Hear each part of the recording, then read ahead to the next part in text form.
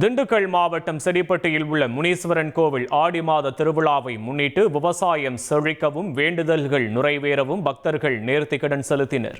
இதற்காக 1800 கிலோ அரிசி, 100 ஆடுகள் மற்றும் 500 கோழிகள் பலியிடப்பட்டு சிறப்பு படையல் இடப்பட்டது.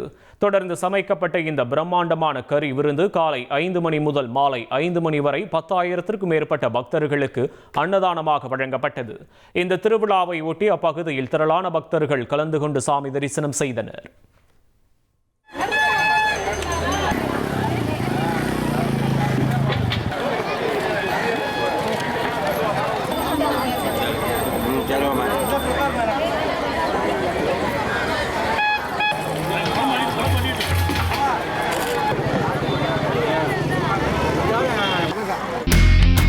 இனி செல்லும் இடமெல்லாம் செய்தி.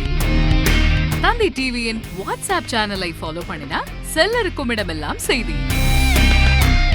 இதோ QR கோட் இப்பவே ஸ்கேன் பண்ணுங்க, ஃபாலோ பண்ணுங்க.